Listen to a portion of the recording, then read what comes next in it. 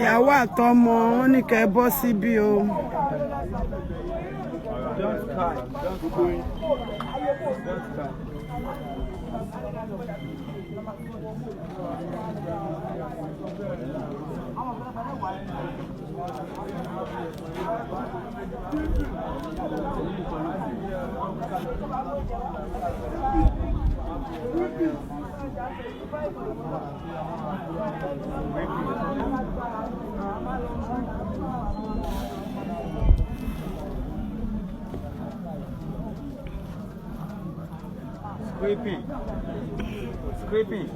Kí ló máa kù á kú o, sàárè ni o. Ẹ ṣe dáadáa láyé, kò dìgbà tó bá sọ fún yàn. Continue. Ilé ayé, ilé asán, ilé ayé, ilé fìtínà. Ẹ̀yin wo máì. According to nǹkan tá a gbọ́, wọ́n ní máa yìí ń ṣe prógámù lọ́ọ́lé TikTok. Iná náà ní ń pọ̀ kàkà ikú. Ó ń pọ̀ kàkà ikú. Ń ṣe prógámù lọ́ọ́lé TikTok báwa náà ṣe ń ṣe yìí. Iná ní títàn dé bá. Ilé ayé, ìyàn àbìdí yàn. Àwọn èèyàn ṣáá. Ṣùgbọ́n ikú tó pa máa yìí kò sẹ́ni kankan tó yé àfọlọ́hun, kò sẹ́ni kankan tó mọ̀ àfọlọ́hun. Ọlọ́run ọba nìkan lọ̀rọ̀ ikú rẹ̀ yé. Ṣùgbọ́n ọ̀rọ̀ ikú tó pa máa yìí ẹ̀kọ́ ló jẹ́ fún gbogbo wa o. Ikú rẹ̀ sì tún bá gbogbo wa sọ̀rọ̀. Kí lọ̀rọ̀ tó bá wa sọ? Ilé ayé yìí o ní láti tọ́jú ara rẹ̀ ń bẹ. Báwọn kan bá ń sọ fún àbí bí àwọn àfáà kan bá ń sọ fún ẹ pé ní má ṣògùn, wọ́n fẹ́ pa ẹ́ ni o, wọ́n fẹ́ bà ayé ẹ jẹ́ ni o, wọ́n fẹ́ pa ẹ́, wọ́n fẹ́ bà ayé rẹ jẹ́ yányán. Ṣògùn, ṣe ògùn sí ẹ̀mí ara rẹ, ṣe ògùn sí ara rẹ. Kó bá lọ lè kú tú ẹ. Kàn má lọ lè ṣe ògùn nǹkan tí Ọlọ́run bá ò fẹ́ bí kó má lọ lè máa pààyàn. Má ṣe ó jìyà láyé ó tún jẹ lálẹ́ kíyámà. Ewé àti egbò tó lọ ń dá ló papọ̀ sápapọ̀ kó fi tọ́jú ara rẹ. Ọjọ́ ta ti bí ọmọ màálù ní etí sẹ́gbẹ́ yewúrẹ́.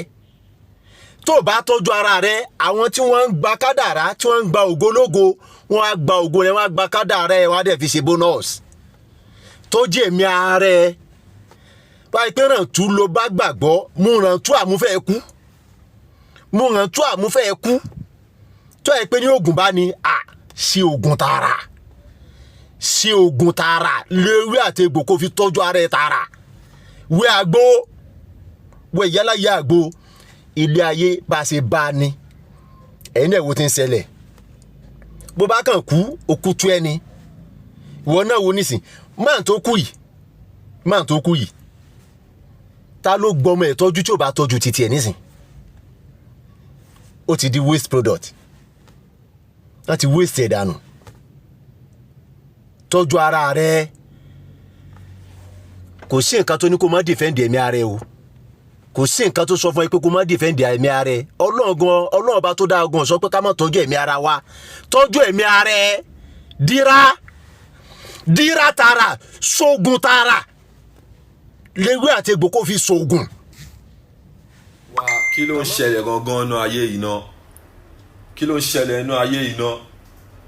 Disturbing wọ́n sọ fún mi pé Disturbing kú mo wá live video sí lọ́mọ kan wá confirm ẹ̀ fún mi pé Disturbing kú pé àwọn sì jọ wà lálẹ́ àná láàárọ̀ àná gan mo sì rí Disturbing tó sì ṣe live funnest part ni pé láàárọ̀ yìí mo sì rò pé tí bá jí o kí n rí Disturbing kó wà live kí n há díẹ̀ gbogbo èrò ọkàn mi nìyẹn mo kàn gbọ́n sí pé Disturbing ti jàn sẹ́ẹ̀ ọmọ tó bá ṣàdúrà fún ẹ pé mi ní gbọ́kú ẹ kó yá ṣàmì ni o kó ṣàmì kó fọwọ́ ẹ bọ́jú tó bá ní mi ní gbọ́kú ẹ kó ṣàmì ni o. Chameleon wey dey waka small e dey die not to talk of frog wey dey jump up and down kai mi lérò ẹ fúru èèyàn báyẹn Disturbing tó ń jà fún Mohbad back to back pèsè. ẹ wá gbọ́ àṣírí ikú tó pa Disturbing TikTok àṣírí ikú tó pa gangan ní Sizio ìyàwó rẹ̀ sọ wípé Sizio yẹn kò ṣẹ̀ṣẹ̀ máa ṣe ìyàwó rẹ̀ ní kódà ó wà lórí medication lórí Sizio yẹn ìyàwó ẹ̀ ní Sizio yẹn tó bá ti dé tó ṣe àwọn máa mú dání táwọn bá ti mú dání báyìí ara ẹ̀ máa wálẹ̀ ìyàwó ẹ̀ wá ní èyí tó ṣe láti yẹn òun wà nínú kíṣìn tóun dáná lọ́wọ́ Disturbing TikTok òun wà ń ta tó ń ṣe live nígbà tí Sizio yẹn dé kò sẹ́nibọ̀dì ní àrà tó lè mú dání láti ibi Sizio yẹn ó ṣubú ó ṣe ṣubú ó fọ orí gbá òkúta nílá kan tó wà níwájú so ó dẹ̀ pé òkúta tó forí gbà yẹn ló tún kọ́ sí a lot of damages so àwọn tó wá ń kọjá lọ́wọ́ àárí àwọn rò pé fẹ́ǹtì ni àwọn bẹ̀rẹ̀ sí ní domine lórí ìkan nínú àwọn tí wọ́n ń domine lórí wọ́n sáré wọlé lọ pé ìyàwó nígbà tí ìyàwó dé ìyàwó ní ká má domine lórí wípé Sizio ni so ìyàwó ṣàṣe wọ́n palẹ̀ mọ́ wọ́n sáré gbé lọ hospital ìgbà tó gbé lọ hospital wọ́n fún ní oxygen at last kó padà lè make ẹ̀ ó padà ṣaláìsí ikú máa mú sábàbí kankan dání ni àsìkò rẹ̀ tó ni Ọlọ́run ṣe sọ pé kẹ́nìbọ̀dì má wà ní sọ̀rọ̀ àndì ẹ̀ tásìkò rẹ̀ wá tó àwọn èèyàn máa wà ní sọ̀rọ̀ àndì ẹ̀ tí kú bá máa pààyàn ikú àárín kankan mú dání gbogbo ẹ̀dá bá ní Sizio náà ẹ make sure wípé ẹ wà láàrin ibi táwọn èèyàn wà o torí pé tó bá fẹ́ ṣẹlẹ̀ kò ní kọ lẹ́tà sí pé òun bọ̀ tí nǹkan bá ṣẹlẹ̀ sẹ́nìkan ó máa kọ́ àwọn tó kù lọ́gbọ́n ni ẹ̀dá ní Sizio ẹ make sure pé ẹ wà láàrin ibi táwọn èèyàn wà Disturbing TikTok ọlọ́mọba wa fọ̀rúnkẹ́ pàwọ́ ṣàforíjì fún àwọn ọmọ rẹ̀ pàwọ́ fi wọ́n lọ́kàn balẹ̀ ìyàwó ẹbí pàwọ́ fi wọ́n lọ́kàn balẹ̀ Ọlọ́run àbíọ́ gbogbo ẹbí ẹ náà pàwọ́ dúró tì wọ́n pàwọ́ tù wọ́n nínú pàwọ́ fi wọ́n lọ́kàn balẹ̀ wala hawla wala quwwata illa billahi al-azim. Disturbing TikTok rest in peace we love you. má gbàgbé o ìwọ tó bá nídìí àgbo high blood pressure àbí diabetes kàn sí Yahya Gambari o àgbo BP tó máa kí o rẹ̀ pátápátá wallahi al-azim tó lè jẹ́ permanent cure tó ní gbúrú àmọ́ láyé ó wà lọ́wọ́ Yahya Gambari tó confirm gidi torí pé mo jogún bá gbóhùn lè lèmi ṣe ní lọ́wọ́ o ẹlẹ́mìí àní kò sí cure fún BP ẹlẹ́mìí àní kò sí cure fún diabetes cure wà fún tó confirm ó ní bí àwọn bàbá wa yá àtijọ́ ṣe máa ń treat ẹ̀ kó tó di pé àwọn òyìnbó dé yes èmi dẹ̀ jogún bá gbóhùn lé ní kẹ́lẹ́ kọ́fọ́ pé mo jogún bá gbóhùn lé tó bí ṣe bó ṣe máa ń fi ìwé yìí ọ̀yìn gbogbo yìí náà mọ̀ ìwé onídìí sí ni yóò àwọn bàbá yá àtijọ́ ni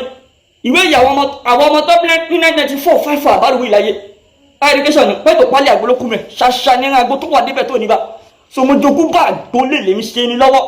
sórí BP tó bá ti ń pẹ́jù dára ó máa cause different things ó máa ń wo oríṣiríṣi nǹkan jáde BP ló máa ń fà kí ẹ̀ṣẹ́ kékeré kó sáré rẹ̀ BP ló máa ń fà kí ẹ̀ka ìṣẹ́jú mẹ́ta kó sáré máa mi lókè àyà tí BP máa ń pẹ́jù máa ń tọ́ ti stroke ìfẹ́ lómi BP yẹn náà tó bá ti ń pẹ́jù dára nígbà míì ó máa jẹ́ kéèyàn slump ó máa jẹ́ kéèyàn dákú láti ìbẹ̀rù tó lè máa sọ̀rọ̀ fẹ̀ kó gbàgbẹ́ jásálì kìámọ̀ ọlọ́ọ̀bọ̀ ọlọ́jọ́ òní kò ní jẹ́ ká kú kò jíjí o wọ́n tí BP bá ń dẹ̀ láwọn àbí diabetes tètè kàn sí Yahya Gambari o sórí diabetes ń tiẹ̀ wọ́n máa ń fa ìgbà dájì náà ni o tó bá ti ń pẹ́jù egbò tí wọ́n máa tí kò ní jiná bọ̀rọ̀ diabetes ló máa fà ẹni wà tó bá ṣe é wẹ̀ tètè kàn sí Yahya Gambari àti ṣé fáwọn èèyàn tó dẹ̀ lò tó dúpẹ́ fọlọ́ tètè mẹ́sẹ̀jì mi lórí WhatsApp pé tọ́ dà fún tiẹ̀ mẹ́sẹ̀jì mi lórí 09021975321 09021975321 09021975321 5321 tó tètè get ní orí WhatsApp àti get ní. ìwọ obìnrin tó bá ní fibroid kí fibroid yẹn ti yọ bí oṣù mẹ́fà àgbówó àbí tó kọ̀ fún wa wàláhì ẹ̀sìn tó bá lò wàá bí fibroid yẹn bí ọmọ tó bá yẹ ti bí ọmọ kò tún ní wò mọ́ láyé yes tó bá lọ sọ operation fibroid yẹn á tún padà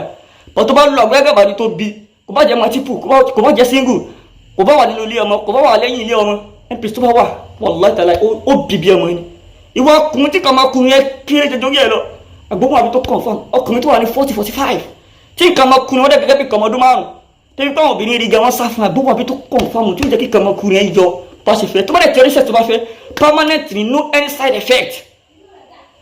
torí pé 100% natural àbúni àfi chemical mix yẹ so tètè kàn sí Agambari mo jogún bá gbólé ní no doubt obìnrin tó lẹ́dà tí ó jẹ́ kó ní ló ṣe lára àbò ní 2 blockage tí ó jẹ́ kó ní ló ṣe lára kàn sí Agambari ikọ̀ àjogún bá yàtọ̀ sí kò tó ṣe wá káàkiri nǹkan tó máa bọ́ yàtìjọ́ ló tó fi wọ́ọ̀kì dáadáa